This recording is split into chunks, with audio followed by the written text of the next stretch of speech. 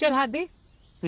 ఆభరణాల వ్యాపారం చేస్తూ ఉంటారు చూసారా, ఇందులో జీవా అని ఒక ప్రముఖ బ్రాండ్ ఉందండి. సో దీని యొక్క బ్రాండ్ అంబాసిడర్ కీర్తి సనాన్, ప్రముఖ నటి. రీసెంట్గా మీకు ఈ విప్రో అనబడే కంపెనీ, వీళ్ళే ఈ సంస్థ జీవా యొక్క ఓనర్స్. సో వీళ్ళు రక్షాబంధన్ క్యాంపెయిన్ మొదలుపెట్టారు. మీరు ఒకసారి ఫోటో చూపిస్తాను. चल हाथ दे। अरे वेट ना।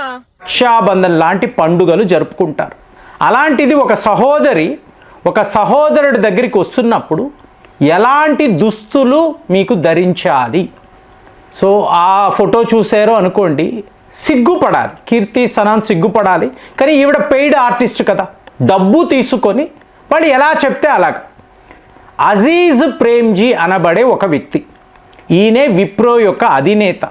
సో ఈయనకి గత కొన్నేళ్లుగా ఎందుకో భారత్ అంటే నచ్చడం లేదు.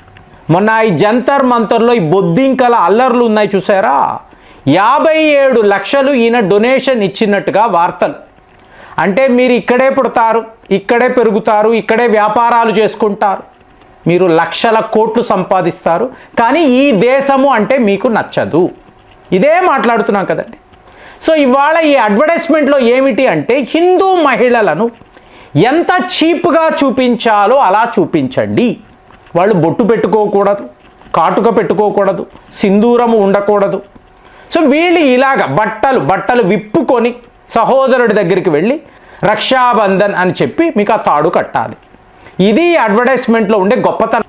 ఇవాళ 30 million American dollars Aziz Premji ఈ జీవా అనబడే బ్రాండ్లో పెట్టుబడులుగా పెట్టి ఈ కీర్తి సనాన్ అనబడే నటిని పెట్టుకొని ఇంతంత పొట్టి బట్టలు వేసుకొని వెళ్ళు, రక్షాబంధన్ సెలబ్రేట్ చేసుకో, ఇలాంటి దుస్తులే నువ్వు ధరించాలి. ఏంటి, ఒక డైరెక్టర్ ఉంటాడు, ఒక కెమెరామ్యాన్, ఆర్ట్ డైరెక్టర్, వీళ్ళందరూ ఉంటారు కదా.